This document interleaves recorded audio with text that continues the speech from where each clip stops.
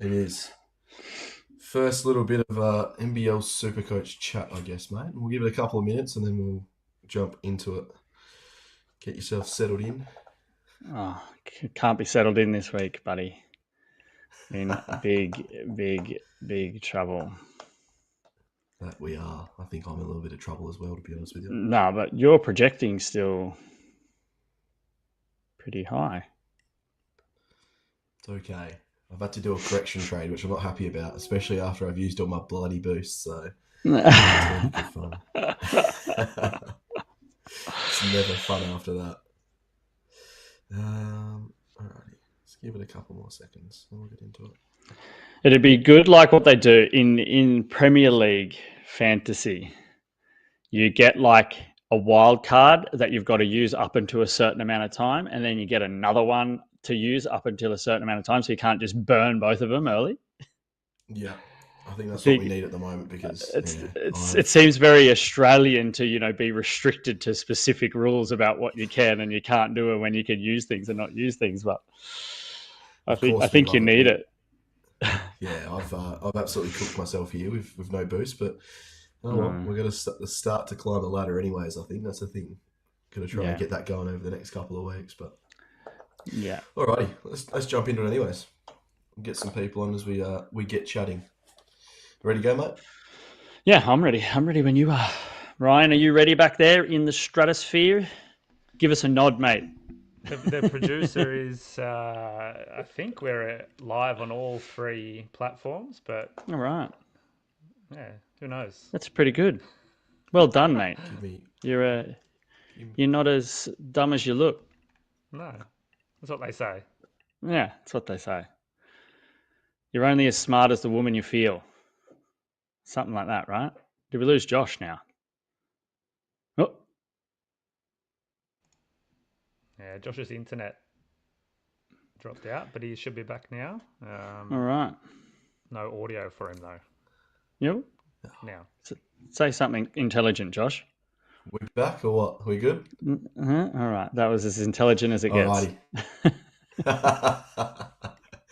Alrighty, boys. Let's get into this one. So, alrighty, guys, and welcome back to NBL Supercoach Sessions. Now, I am Josh Higgins, your host, and we're doing this a little bit different today. We're doing it on live stream on Facebook, Instagram, and YouTube, so we can answer a couple of your fan questions that you guys want to be answered live on the stream, whilst touching on everything that we do on the normal program as well. Now, as always, I am joined by Jeremy Dark himself, who is having a little bit of a tough run with NBL Supercoach, as we all are at the moment. But how are you going, mate? And how was your team over the weekend? Yeah, struggled. I struggled. I am in a struggling patch, but I have had an epiphany that I will discuss a little bit later on in the show of maybe why I'm struggling. I went extremely hard at the start, and I am feeling the wrath of that now. But you've just got to accept the situation. I got 386 points last week. I dropped only 503 spots, considering how poor I thought I scored. Now, I am ranked 1,983rd, so still sitting around that top 10%. So there's a lot of climbing to do. If it's not this week, it may be next week. We'll have to wait and see. Now, Josh, you were projected massive again and fell a little bit, but you still did all right, huh?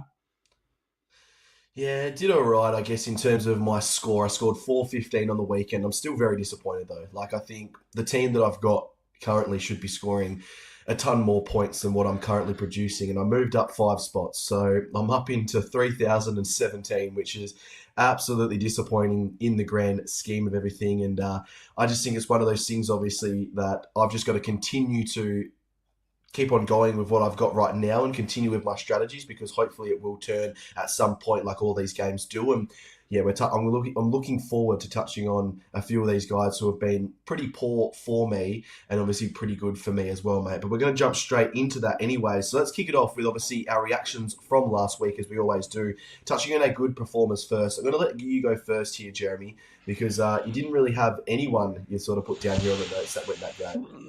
No, well, none that you didn't have, at least, or probably the only person that performed for me that you could be extremely happy with was good old faithful Parker Jackson Cartwright.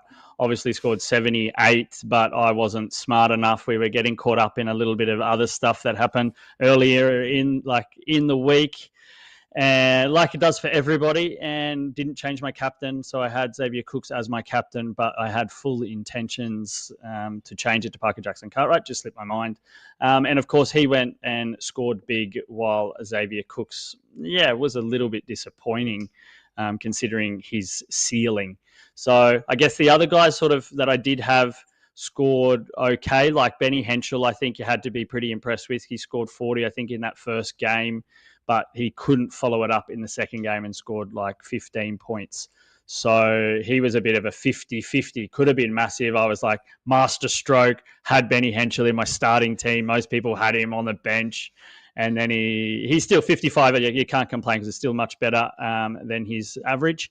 But yeah, it still was a bit of a dud. And I think the only other guy I can give a bit of credit to that was in my team was Sam Menenga. Finally got back with 2 20-plus point scores with a 22 and a 29. But I don't know. I'm not. I don't think you can ride with that. You see how many actual points New Zealand scored last weekend. So I think that's just a benefit of that, maybe, because they had 205, 109 plus games or something like that. So it was massive. I think obviously you're going to get a few more points and rebounds, assists there. So that's it. But you had a couple of guys that maybe stood out a little bit, or? Yeah, a couple of guys. Now, obviously, like you mentioned, Parker Jackson was probably my most impressive guy of the round, I think, obviously, with his 78. But one guy that I want to obviously quickly touch on is Jackson McCoy. He was incredible. I brought him in purely just based around the fact that I needed to make a downgrade option to be able to bring Milton Doyle into my team. And I brought him in, obviously, I think he had a negative 16 break even at the time. He gave me a 27 on a single week, which is really, really good. And it's going to make it really interesting going forward. Obviously, a negative 20 break even in this current week, but Taron Armstrong is rumoured to be coming back as well. So how does that affect Jackson McCoy? I'm not 100% sure right now, but McCoy and Adnam will be fighting for those backup minutes behind Taron Armstrong. And I think, obviously, maybe you'll see an increasing minutes in McCoy, obviously, this week, potentially, after his good game last week. And obviously, Taron's not going to be able to play 25 to 35 minutes in his first week back. So we still could see a little bit of an increase there for Jackson McCoy. And obviously, Benny Henschel as well, like you said, mate. He looked great. I was disappointed I didn't start him, obviously, for that extra 17-odd points, or 23-odd points, I should say, actually, that I would have gained from him over starting someone that I did start on my particular team and who is in the poor performers. But yeah, it was a bit of an up and down week, and it all kicked off with Kelly LePepe as well, didn't it? Because he was, he's been a staple for the Sydney Kings starting lineup for the entire season so far, and then goes out of the rotation and misses the first game altogether against Melbourne United, and just really set our weekends up for success, didn't he? But let's get into our poor performers here, mate. I'm going to kick this one off because there are 3 names that I have on the tip of my tongue right now that I am absolutely I can hear straight away that tone in your voice when you're going to... I just hold on to my chair here and get ready to take it. I love it. Yes, I am definitely ready to get stuck in here. But obviously, kicking it off is the first one is Keanu Pinder. Now, he's a guy who I brought in purely based around the fact that I couldn't obviously bring in Christian Doodle last week due to obviously him being 65k more expensive than Keanu Pinder. And I thought, well, Keanu's had a good game last week. Hopefully, he can build on that this week. But I forgot the Keanu Pinder effect, the fact that when he has one good game, he has 2 poor games, or he has at least 1 bad game. He is the epitome of inconsistent when it comes to basketball in general, and obviously Supercoach scoring as well. So he actually produced 38 points on a double game week. And I believe the week before he scored 40 on that single game week, where everyone was like, here we go, the tides have turned a little bit, now we're going to bring him in. So it was just embarrassing, to be honest with you, in terms of obviously bringing him in, getting all excited. His projected was 36, so he only went over his projected by 2. So shout out to obviously the analytic guys there and the statistical guys there on nailing pretty much that projected score. But obviously very, very disappointed there. Matthew Dellavedova's the other one. 31 points on a double game week, Jeremy. It doesn't get much worse than that. And obviously he now comes into this round number 8, with a break even of 65 on a double game week as well. So whilst that is somewhat achievable, you can't really have any confidence in him doing that after scoring 31 over 2 game weeks and, over 2 games, I should say there as well. It just really didn't look like he was involved too much in many of the plays there for Melbourne United after they were dominated by the New Zealand Breakers in that second game. And the third one I want to touch on is one of your boys, Milton Doyle, on a double, 32 points last week for myself. I started him over Benny Henschel. Really, really bad call. I wasted my last boost on him. So he better really produce this week, because I have burnt all 4 boosts now trying to get this team to a good spot. And it's not really in a good spot in the grand scheme of things, is it, mate? But let's get into some of your poor performers. And you've got one big man at the center of your attention. Yeah, absolutely. I've got absolutely shattered by another one of my Tasmania boys, Will Magner. I have shown faith in Magner since the start of the season. Thought you've got to have someone, one of your own, in your team. I do it with the Gold Coast Titans all the time, and it usually hurts me in NRL Supercoach. But yeah, Magner was there, and he's had one big week and sort of reached that ceiling where he showed what he can score and what he can do, but he hasn't been able to back it up. He's been struggling with small injuries, and he got ruled out of the second game for Tasmania last weekend after scoring 30, which was I think it was his third highest score of the year. So it was setting up to be a good week for Magner, and then suffered that injury. And yeah, now I'm sort of in a little bit of a pickle of what to do with him at the moment, which we will discuss a little bit later after our break. But yeah, so that was the biggest one. Obviously, I suffered majorly with Keanu Pinder as well. I even had Al Munza in my team to earn a bit of cash, but he also failed to do that. So a little bit disappointed there as well. There's a lot of pressure on the Perth boys this week because everyone's got them in their team, also setting up a little bit for next week where there's not so many teams on the double game week. So it's time for your Perth boys, mate, to shape up and start putting up some big points. No, for sure. And I think it's going to be very interesting with the Perth guys in particular. Obviously, Dylan Windler is coming back from some shin complaints, some also calf complaints. He's dealing with a little bit of that to start the season. You've obviously got Al Munza, who was elbowed in the cheekbone in last week's game as well, and he's coming in with a major black eye, and it's going to be a bit of a watch around him this week. I hope he wears a mask like so Pinder, and they can be the mask brothers, eh? It'd be impressive. With the froze. I hope he has a red one. I want to see a red one and a black one. A Spanish one, I reckon, would even be nicer, to be honest with you. That could be the go. But put the Wildcats logo in the middle with the star and the cat coming out or something. Just get real creative. Definitely get creative. And obviously, shout out to everyone on our YouTube right now. We'll be answering all of your guys' questions in there very, very shortly. I've got them up here ready to go. So if you've got any questions, make sure you let them in there now and let us know, and we'll answer all those very, very shortly. But let's get into, obviously, some of the schedule thoughts here, mate, because this is the most important part of the game. Now, this week there is 4 teams on the double game week this week. So you've got the Perth Wildcats, who are still on a 4-week double run, which is really massive for them. You've obviously got Melbourne United, South East Auckland Phoenix, and the Jack Jumpers all in their last doubles as well. It's going to be interesting because a lot of plans now are going to be centered towards bringing in potentially Brisbane Bullets players for next week, with the Wildcats and the Bullets obviously are the only 2 teams on the double game week next week. But who are the single game weeks, mate? And maybe who are we trying to get rid of in terms of, the good part of the schedule, or maybe even the bad part of the schedule as well? Yeah, well, everywhere else, I think this is pretty much where I think a lot of seasons you're going to either give up on Supercoach and put in half the amount of time you've put into it at the start, or you're going to get on a bit of a run and see the potential of pushing towards, we're not even halfway, but we're getting close to halfway. So I think after these next few weeks, I think it's, these are the clutch weeks, because there's obviously next week's a tough one with only Brisbane and Perth going on the double game week. But then there's a few teams here, I think a little bit like, say, Sydney this week. Sydney aren't on the double game week this week, but they're only on a single game week for 2 weeks, and then they have another, and then they've got sort of a little bit of a weird schedule. So it's what you do with your Sydney players, especially guys like, I think, Xavier Cook's probably the most traded out player this week, because everybody's just had enough. And I think after sort of maybe some below par performances last week, everybody's casted him away. But I think really when it comes to the single game weeks and what you do with your players is going to be huge more next week, I think, because there's like, say, Melbourne United have 2 weeks off.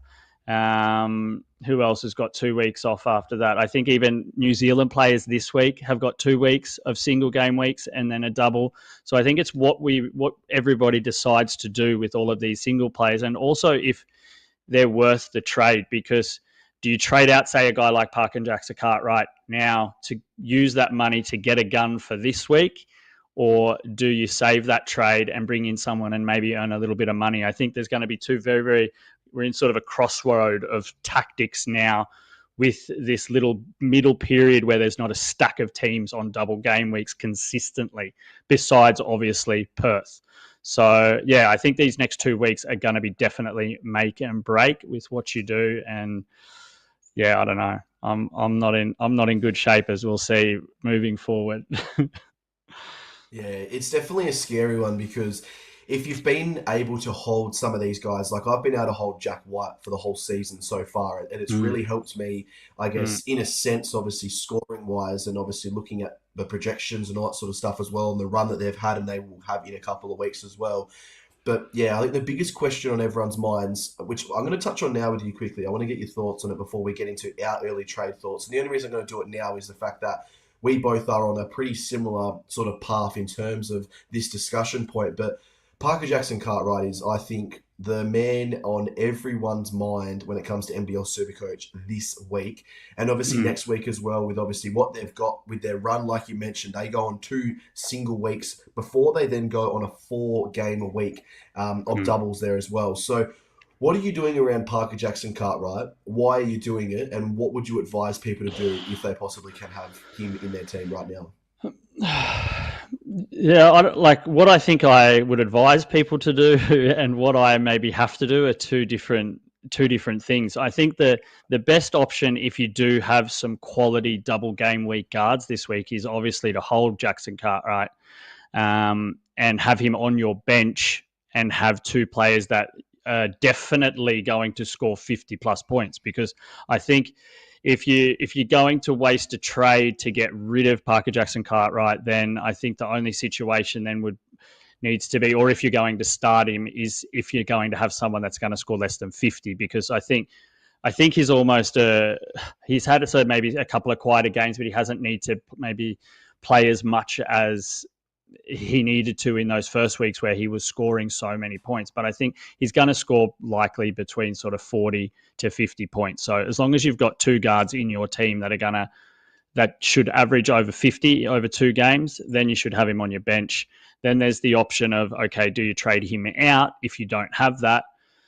And I think that really comes down to how the rest of your team looks and if you are really, really scraping for points. I'm definitely in that situation, and we can discuss it a little bit further, a little bit later on when I unveil my team. But I think, yeah, I'm struggling with that decision at the moment, because I'm not sure. I need points, but I'm not sure who I want to bring in the guard position that I am completely happy with either. So, I guess we'll just have to wait and see. Right now, I have him still in my team, and I even have him starting because my team is an absolute shambles this week.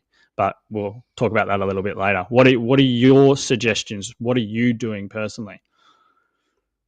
Yeah, I'm just going to read a quick comment from the YouTube from Logan. Now, he's written, Parker Jackson-Cartwright is definitely a hold. Next week hardly counts as a single because only Brisbane and Perth are on the double next week, which I definitely agree with. I think there aren't too many guards when you're looking at it who can probably, you could say, are consistently going to score you 45 to 50 points. So obviously Bryce would have been the guy for the Perth Wildcats. Ty Webster has shown the inability to have consistent performances. Obviously, then you've got Benny Henschel, who is still a young guy finding his feet in the NBL. Elijah Pepper's the same. There's not a lot of guard depth. And obviously for the Brisbane side of it, you've got Keandre Cooks and James Bateman as well. So it's definitely going to be interesting. I think Parker, if you've got him, you've got to hold him, because I love when people say, oh, it's so easy to trade people out and trade people back in. It never works that way. No. I know it's very easy to write it down. I was doing that at the start. This is the plan. Yeah, and it's good to an extent, and you've got to try and plan a couple of weeks here and there further out to try and obviously make your team strong. But for a guy like Parker Jackson-Cartwright, who potentially will increase in cash in those next couple of weeks because of how high he can score, it's going to make it really challenging to bring him back in when obviously they have their really good run of singles again. So I just wanted to obviously shout out Logan there and obviously have that discussion because it's the discussion on everyone's mind right now. Everyone who's in the Supercoach community is talking about it, and there's some really, really big and good points about Parker Jackson-Cartwright. But everyone, we're going to have a little quick break here, and when we come back, we're going to be touching on our early trade thoughts, and I've got some breaking news here that I'm going to break right now for Jeremy Dark. Woo!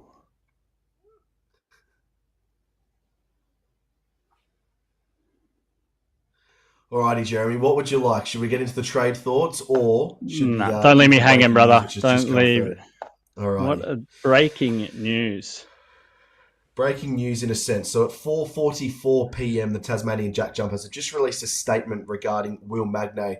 Will Magner will be out for round number 8 due to a shoulder injury and will be reevaluated on his return to Tasmania next week. So I thought I'd let you know pretty quickly, obviously, that round. And that was a question early on in the YouTube group chat around who we should hold. Should it be Will Magner or Matthew Dellavedova? And that was from Global. That is obviously a very simple but yet annoying decision now where you'll be locking in keeping Matthew Dellavedova and having to get rid of Will Magner as well. So if the Tasmanian Jack Jumpers season couldn't go any worse than it currently is right now, it is getting terrible for the Tasmanian Jack Jumpers. But whilst you have a quick little think, mate, about what your trade thoughts are going to be, maybe with obviously a bit of a decision around Will Magner, I'm going to get into mine now. For my trade thoughts, it's pretty simple. I am making the correction trade of Keanu Pinder to Christian Doolittle. I think it's still a very good trade in this sense, just because of the run coming up. Some people would see it as a bit of a wasted trade, but realistically, when we bring our teams up a little bit later, most of my guys, if not all of them, are on the double game week or are projected to make some really good cash. So it's either I'm missing out on some cash if I trade them out of my team, or I'm obviously trading out guys who are on double game week. So Keanu Pinder is unfortunately the guy who goes. And the other one is Kelly LePepe to Fabian Krislovic from the Tasmanian Jack Jumpers. And that makes that decision even stronger for me right now, with obviously Will Magner being out of the team this week. Now, Krislovic scored 41 points last week. He's currently priced at $97,000, made $26K last week, and has a -4 break even on a double game week. So if he can somewhere give me 35 to 40 points again this week, potentially, that could look like a nice little injection of points and cash as well going into next round, which is going to be very, very well and truly needed because everyone's going to be targeting the guys like Tyrell Harrison or Josh Bannon, some of those guys to bring into their team. So that is what I am currently doing. What about yourself, Jez? Now, obviously, disappointing news which has just come to us, but what are some of your early trade thoughts so far? Yeah, well, my whole team's been turned on its head because I thought if Magner was a game time decision last week that he was going to likely play if he was so close to playing in that second game. So I had Magner in my team still. So initially, I'd trade out Xavier Cooks for Kareem Lopez. I figure Kareem Lopez a break even of -18 after 2 massive games last weekend.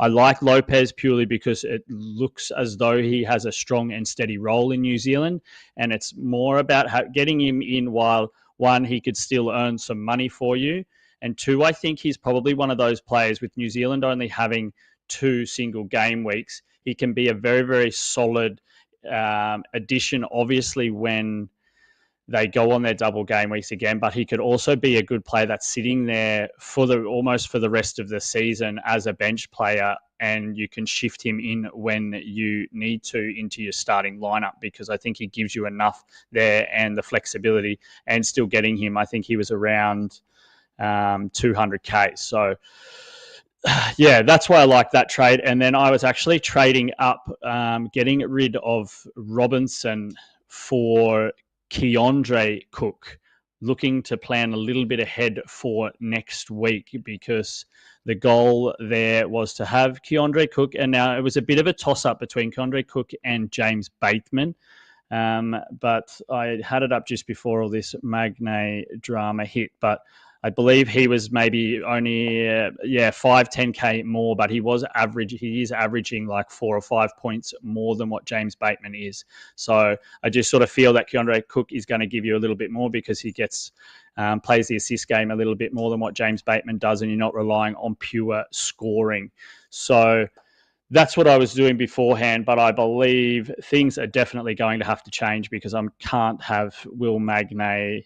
Can't carry him anymore. So he's going to have to go, and it might be a matter of, I'm not sure. Just checking out break evens and things. It might be keeping Xavier Cooks, but then you're sort of planning ahead until at least Sydney play that double game week in a couple of weeks, or still trading out Robinson and maybe looking to get a little bit more power in my team now because I can't drop 200 points in 1 week, which will see me fall very, very hard down the rankings. And while I'm still ahead of you, I'm still winning, Josh.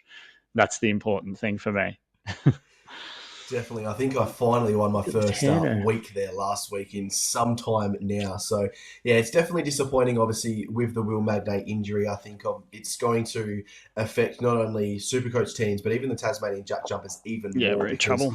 They are not one of the deepest teams in the NBL for starters, and obviously losing Will Magner is going to help that cause in terms of them really having a poor season. So, whilst we've been touching on it, let's get our teams up. We're going to start it with you here, Jeremy. We're going to get into this team. We're going to obviously disappear from the screen for. Oh, it's a bit of an insight, mate. Because what are you thinking?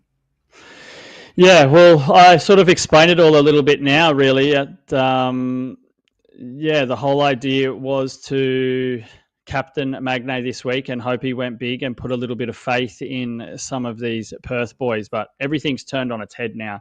So I think I'll likely have to try and hunt a little bit more points. So all of this with that breaking news becomes pretty much completely irrelevant. And all of you Supercoach session fans are going to have to wait and see till we unveil our teams tomorrow, usually a couple of hours just before the first game starts on Thursday, to check out what I'll be doing with my team, because none of this matters anymore. Yeah, definitely. I think it's going to be very, very interesting. I was thinking about, obviously, without seeing a team, what you could do with Will Magner and whether it was going to be bringing in Keanu Pinder, but you've already got him. Maybe you look to swap Will Magner to Christian Doolittle if you potentially can, with obviously the good run that Doolittle has coming up. But it's and then there's also there right now for yourself. Depending, I think I could also look in once we get into Dark's doubles at the end of the show. I think obviously Jack White's probably the safest card this week, and with Melbourne only having a couple of single game weeks, it could still be worth to bring in Jack White. Probably the biggest mistake of Supercoach for me this year was trading him after the first couple of weeks. The saving factor for yourself this week is the fact that Montrezl Harrell is a chance to go for 45 to 50, and so is Parker Jackson-Carte, right? So you just say those guys both go, let's just say 40 each. It's probably not going to be as bad of a week as what you would have been thinking at the start of it. And Benny Henschel's got the potential, like we saw last week, to give you in the 50s, if not higher. And obviously Keanu Pinder, like Logan said on YouTube, he's gone, history will tell us that Pinder will go big this week. He's gone small, big, small, big. So it's time, obviously, for him to have another big round. But yeah, I'm liking the team. Obviously, when we're looking to next week, you've got 4 guys right now on the double game week, which is a little bit more than me currently, but I'm obviously looking to attack them next week before that round starts. But Ryan, our producer, he's going to get, obviously, my team up on the screen here as well. We'll break down what I am currently looking at. And, it's a little bit different to your team, mate. But what was your projected there quickly so you let all the listeners know as well? It was 256. Yep, 256. All righty. So this is my team on the screen right now. Team up for these next couple of weeks in terms of obviously having Milton Doyle and Matthew Dellavedova as my starting guards, and realistically that should be a strong guard combination with obviously the double game weeks and having Parker Jackson-Carte on the bench. But the last few weeks for those guys and even the season has been relatively disappointing, so hopefully we can get something out of them. Obviously Matt Hurt has been pretty good for me whilst he lost a little bit of cash last week. 59 points, I can't be too disappointed in that. And I think if Derek Walton Jr. is to come back into the team, like it's mentioned, potentially in that second game of the round, that might open things up a little bit for Matt Hurt as well, as that those as a combination, as Derek is just such a good facilitator for the Southeast Melbourne Phoenix. Obviously, like you mentioned, Jack White's been, I guess, one of my best holds all season, and I've got him paired with my newly Christian Doolittle, which has been unveiled on the team currently right now. And I'm looking forward, obviously, to seeing what he can do. Averages of 31 points per game this season so far. So hopefully if he can give me something very similar to that average, I will be very, very happy. Now, the bench is where it gets interesting. So still obviously trying to have points as well as cash. And like I said, I've got Benny Henschel and Fabian Krislovic on the bench there as my backup forwards. I've got Sam Menenga on the backup centre position there with his break-even of -5. And then I've got Parker Jackson-Cartwright and Jackson McCoy on the bench for my guards as well. So Jackson McCoy, like I mentioned earlier, -20, and Parker Jackson-Cartwright has a break-even of 43, but is projected to go 43 this week as well. So it's going to be interesting, obviously. Parker's coming up against Tasmania, and it could open the lane up a little bit for Sam Menenga as well, with obviously Will Magner out. So that matchup there for the Breakers is looking really, really juicy if you're looking at keeping Parker Jackson-Cartwright this week, and it's going to be interesting to see, obviously, what they do over these next couple of weeks. But yeah, what are some of your initial thoughts, mate, on my team currently? Well, you're in much better shape than what I am. I think you're probably in the best shape of most, especially this week. Like you said, I think the only challenge then next week will be, you have Doolittle and Benny Henschel, and it just depends if you bring in 2 Brisbane players or another Perth player. So it can be looking a little bit thin next week, but I think you're in very, very good shape this week. That starting 5 can absolutely go massive. So yeah, I think you're in fine form, mate. I can't be critical when my team is an absolute shambles at the moment. Yeah, I just for future reference right now, just quickly what my plans will be. Obviously, it's very early still, but it will be making Parker Jackson-Cartwright one of my starting point guards, bringing in one of Cooks or Bateman as the other guard from the Brisbane Bullets, bringing in Tyrell Harrison, and then I'll have Benny Henschel and Christian Doolittle as my starting forwards. So I'll have Parker obviously on the single, but the rest of them will be on the double, and then hopefully have a pretty solid bench with holding Jack White and obviously Sam Menenga as well. So looking forward to it. But now it is the time for us to reappear on the screen right now and get into segment of the week, Darks Doubles, giving you guys your up-to-date captain choices, obviously, for this round in particular. And it's a bit of an interesting one. With only 4 teams on the double, there's only a certain amount of players this week. Well, I've pretty much broken it down just like that this week. I've gone, who is the best captain choice from each team? And it's probably even pretty much the top 4 captain choices, but the 4th one is certainly got a big line through it now with Magner being out. But we can start there. I'd say if you're looking at Tasmania, and chancing your hand a little bit there. They do play Perth and New Zealand. Now, New Zealand have been pretty tight defensively, but Perth can definitely give up some points despite being at RAC Arena. So I think with Magner out, there's only one person you can go to there, and I think it has to be Milton Doyle, and pray to God that he shoots over 30%. Because that has been the biggest problem for Doyle and Jordan Crawford this year. So I think you could definitely take that chance if you would, but the 4th ranked captain's choice this week. Then for Perth, we've got Christian Doolittle, averaging 31. His matchups are good, especially now with Magner being out. So could move up the list a little bit because coming up against Tasmania, I think Doolittle can definitely get a double-double this week and put up some serious points. So he could move up the list. Then you have a guy, Matt Hurt. Now, Matt Hurt has been the stability in Southeast Melbourne from the get-go. He is averaging actually 0.1 of a point more than the top guy on this list. But I'm just a little bit worried about the uncertainty with Walton Jr. coming back and how that may affect Southeast Melbourne as a whole. But I think definitely you're not doing anything wrong if you do have Matt Hurt there as your captain. And then for me, the safest card this week is definitely Jack White. Like I said, averaging 33.4, while Matt Hurt is averaging 33.5. But some really, really good matchups for Melbourne this week with playing Brisbane first and then hosting Perth on the second game of the week. So I think Jack White, if you want to play it safe, he's definitely the most secure captain choice for you this week. Definitely. I think they're very good discussion points. Now, I don't know if it's a Perth Wildcat biased here, or maybe it's just the excitement of bringing this guy into my team, but something's telling me that the number one option of all four of those guys this round should be Christian Doolittle, based around the news of obviously Will Magner being out, and obviously he is a very similar moulded player to Jack White, and that will be a crucial matchup in obviously the Melbourne United versus Perth Wildcats game later in the season. So I'm a bit worried with Jack White, to be honest with you. I was just looking at the schedule, and it was the Brisbane Bullets. Now, obviously, they're going to come up against Tyrell Harrison and Josh Bannon, who have been two of the better rebounders to start NBL 25. And with Jack's ability of scoring points reliant on the double-doubles and obviously high rebounds, it's going to be interesting to see, obviously, how that matchup does go down. But nonetheless, all four of those guys are very, very reliable and safe captain options, I think, for this week, in which is going to be a very, very Milton Doyle's not week. safe. Now, that's not safe. Yeah, he's probably not too safe. He's not too safe. From last week, and he's 32. He scored you. He's definitely not safe. I think at least the other three guys, you're definitely going 50 plus at least. I'm the one that should be holding on to him, but not really.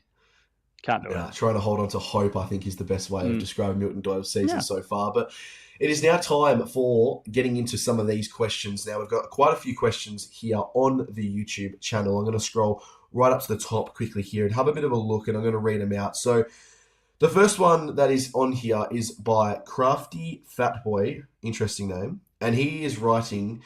Now, I believe this might be either a trade-in option or maybe, I'm not sure what the premise of this is, but he's asking Benny Henschel or Karim Lopez. So let's just touch on from a trade point of view, I think. If you're trading, that is a tough decision because obviously you're getting double game weeks over the next 2 weeks with Benny Henschel. And I think the ceiling there for some really, really big points from Henschel is pretty high because... yeah, he's still trying to find his role, and I think you can't expect him to shoot as well as he did in that first game where he did score 40 last week against Illawarra. But I think you can sort of expect probably an average of maybe 30 from Henschel in both games because that's what he should be scoring if he is playing the way that I guess John really wants him to play, being a deliverer and getting assists as well as, putting up sort of 10, 15 points per game. So, yeah, I think in that aspect, Henschel is better. But I did mention earlier in the show about Karim Lopez. I think he is a good buy that could definitely stick for a very long time. And you're going to be earning more cash from him being at minus 18 break even this week.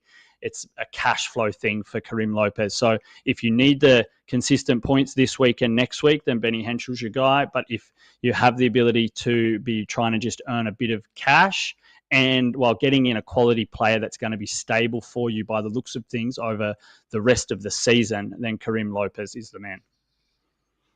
Yeah, definitely. So obviously with the break-evens there, Lopez has got a negative 18 and Benny Henschel's got 6 over obviously a 2-game stretch here this weekend. So I think in terms of obviously pure cash generation, you go with Karim Lopez and lock that in. Now, they're both going to make significant amounts of cash with how their break-evens are currently sitting. But it depends if you're looking for obviously making a good amount of cash with Benny Henschel, but obviously getting the points. So it really does come down to your current team structure. For me, though, I'm going to go the opposite to you. I think you should be bringing in Benny Henschel with their good run coming up. You'll get an extra 2 games over the next 2 weeks with him, and it's going to be interesting. But either way, you cannot go wrong with them.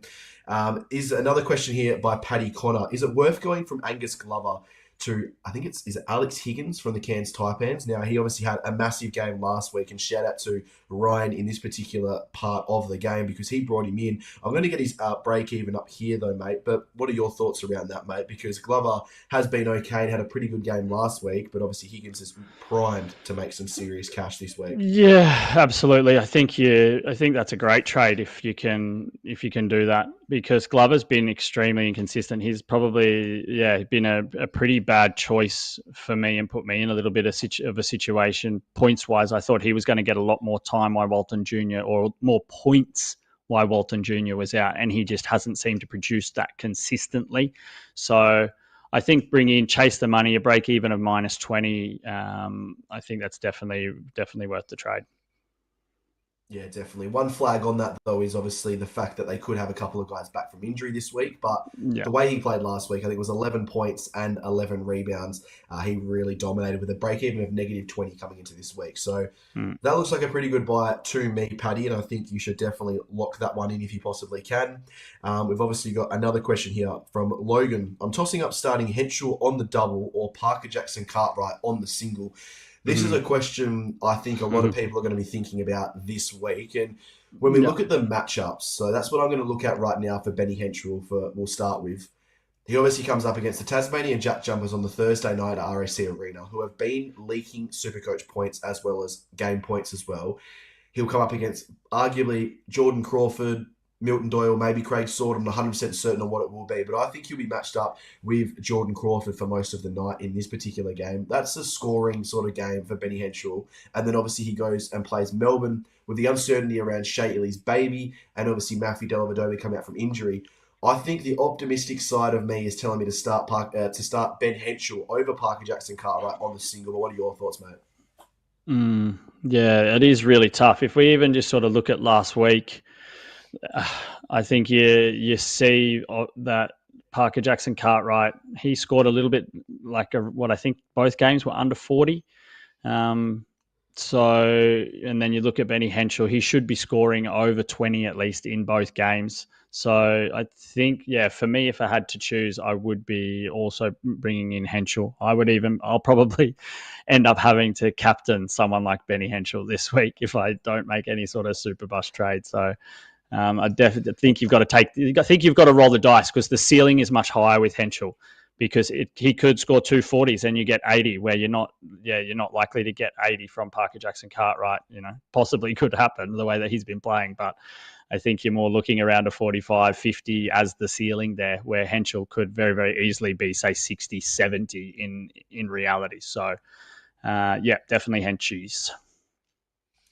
Yeah, definitely. I think one thing is the fact that unpredictability is the most exciting thing of NBL fantasy and Supercoach sort of worlds, because we saw obviously Montrezl Harrell that 71 a couple of weeks ago with 36 points and 11 rebounds. Now, last one to wrap this up. Logan's asked, do we know if Walton Jr. is coming back this week? I'm not sure if he will this week. So I read an article earlier on today, and I think it was based around more the fact that he won't suit up for the first game, and he will be a game time decision for that second game of the round against the I can't remember who it is. Maybe the Cairns Taipans, I think was the matchup there. So it's going to be interesting to see if he comes back in. But we are going to wrap up today's episode. We thought this was going to be a quick little 20-minute episode here, and it's turned out to be a 40-minute episode here, but plenty to talk on.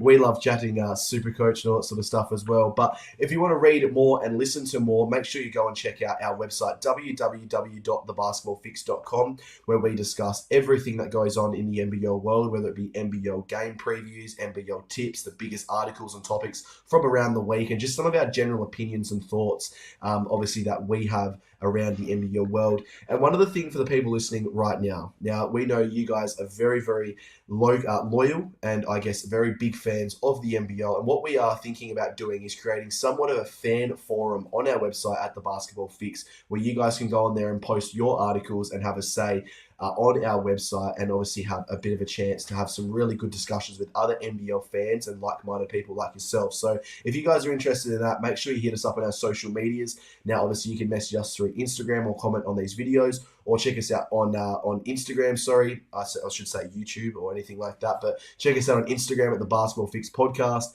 and make sure you get in contact with us there with any of your questions going forward as well. But until next time, this has been NBL Supercoach Sessions from myself and Jez, and we hope you've got your basketball